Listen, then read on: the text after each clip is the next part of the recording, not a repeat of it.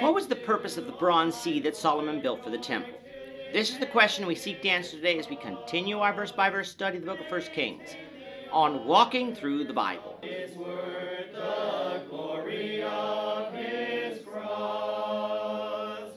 Today we're going to be discussing 1 Kings chapter 7, verses 13 to 26. But before we do that, let's read the passage. If you have a Bible with you, turn to 1 Kings chapter 7, verse 13. If you don't have a Bible, don't worry. Just follow along with us on the screen. The version that we'll be reading from is the New King James Version. So 1 Kings chapter 7, beginning at verse 13. Now King Solomon sent and brought Huram from Tyre. He was the son of a widow from the tribe of Naphtali, and his father was a man of Tyre, a bronze worker. He was filled with wisdom and understanding and skill in working with all kinds of bronze work. So he came to King Solomon and did all his work. And he cast 2 pillars of bronze, each one 18 cubits high, and a line of 12 cubits measured the circumference of each. Then he made 2 capitals of cast bronze to set on the tops of the pillars. The height of one capital was 5 cubits, and the height of the other capital was 5 cubits. He made a lattice network with wreaths of chain work for the capitals, which were on top of the pillars, 7 chains for one capital and 7 for the other capital. So he made the pillars and 2 rows of pomegranates above the network all around to cover the capitals that were on top, and thus he did for the other capital.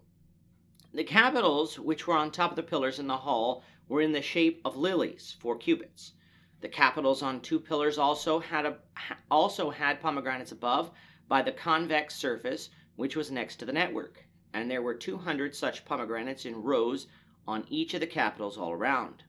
Then he set up the pillars by the vestibule of the temple. He set up the pillar on the right and called its name Jachin, and he set up the pillar on the left and called its name Boaz. The tops of the pillars were in the shape of lilies. So the work of the pillars were finished. And he made the sea of cast bronze 10 cubits from the one brim to the other, and it was completely round. Its height was 5 cubits, and a line of 30 cubits measured its circumference. Below its brim were ornamental buds encircling it all around, 10 to a cubit, all the way around the sea.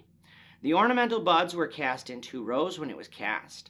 It stood on 12 oxen, 3 looking towards the north, 3 looking towards the west, 3 looking towards the south, and 3 looking towards the east. The sea was set upon them, and all their back parts were pointed inward. It was a handbreadth thick, and its brim was shaped like the brim of a cup, like a lily blossom. It contained 2,000 baths. Over the last few lessons, we've been looking at the temple built by Solomon for God in Jerusalem. In chapter 6, we saw the construction of the building of the temple structure itself, including the holy place and the most holy place. We have seen that the structure of the temple is more grandiose than that of the tabernacle, with the temple being twice the size of the tabernacle. The temple was also made of stone overlaid with gold, while the tabernacle was largely made of tapestry supported by acacia wood. After taking a short break at the beginning of chapter 7 to discuss the building of the palace of Solomon, the writer of 1 Kings returns to the construction of the temple, turning now to the outside of the temple as well as the other articles. To begin with, we find out that the master builder of all the bronze work was Huram from Tyre, with some versions saying Hiram. This is a different man than King Hiram, as 2 Chronicles 2 verses 13 and 14 will make clear. That he is from Tyre shouldn't surprise us, as well because many of the skilled laborers of construction of the temple were from there. However, Huram was not completely foreign to Israel, for his mother was a widow of the tribe of Naphtali, while his father was from Tyre. This means that he is half Israelite. The first thing we read of him making are 2 bronze pillars for the outside of the temple, measuring 18 cubits high. That means its measurements that we would recognize. The pillars would be about 8 meters or 27 feet tall, making them slightly shorter than the temple itself. Now, because we don't know exactly what the temple looked like, as such, structures don't stand today, artists have made renderings of Solomon's temple using the information that they have from many different sources. The model we used in chapter 6 had 4 pillars, but such cannot be verified from Scripture, so the better model would be the one on the screen now. As you can see, these pillars were very ornate, like the rest of the temple was. Solomon named both of these pillars, with one on the right being called Jachin, meaning he will establish, and the one on the left called Boaz, which means strength. These pillars thus symbolize that the temple would be established as God's strength, where God's presence would dwell in Israel. Moving on to some of the articles of the temple, we come to the large sea of bronze that was made.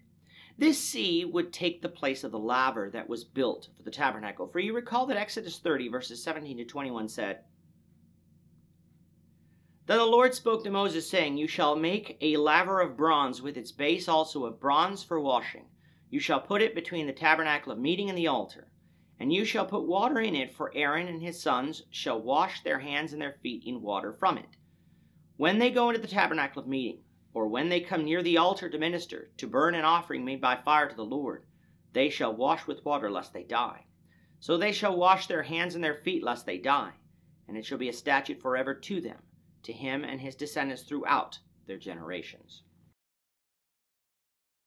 The purpose of the laver was so that the priests who would minister before the Lord could wash themselves before doing so that they weren't ceremonially unclean. Back when the tabernacle was built, there were only 5 priests, Aaron and his 4 sons. And then, of course, after Nadab and Abihu were killed by God for offering strange fire before the Lord, there were only 3 priests after Israel left Mount Sinai. By the time of Solomon, though, the number of priests who work in the temple had increased dramatically, so that the laver increased in size too in order to accommodate this. Should not be surprising. The sea had a diameter of 10 cubits, a height of 5 cubits, and a circumference of 30 cubits. In our measurements, then, the sea had a diameter of 4.5 meters or 15 feet, a height of 1.5 meters or 5 feet, and a circumference of about 14 meters or 45 feet. Now, just so I don't have any mathematicians out there quibbling, the author of 1 Kings rounded off the circumference, for as you may or may not know, the circumference of a circle is pi times the diameter, with pi equaling approximately 3.14. That would give a circumference of 31.4 cubits. However, if pi is approximated to be 3 for literary purposes, then the rounded off 30 cubit figure is correct. And since we are not needing this number to figure out any calculation, such is acceptable by the author of 1 Kings. The laver itself didn't sit on the ground, but was supported by 12 oxen, with 3 oxen looking in each direction. That the 12 oxen were used likely harkens back to the 12 tribes of Israel. As far as how much water this sea contained, 1 Kings says 2,000 baths. There is some disagreement as to how much water a bath contained, but needless to say, it was a large enough amount of water to do what was necessary. So we'll leave the discussion of what a bath is for some other discussion. We'll continue to discuss the articles of the temple, the Lord willing, in the next lesson. With that, our time is up for today. The Lord willing, we hope you'll join us for tomorrow's discussion of 1 Kings chapter 7, verses 27 to 39, as we continue our walk through the Bible, one verse at a time. Thank you for watching today's episode. We hope that you found it edifying and ask that you not only subscribe to our channel and podcast, but that you like and share this episode among your friends, so that the saving gospel of Jesus Christ can go out to the whole world.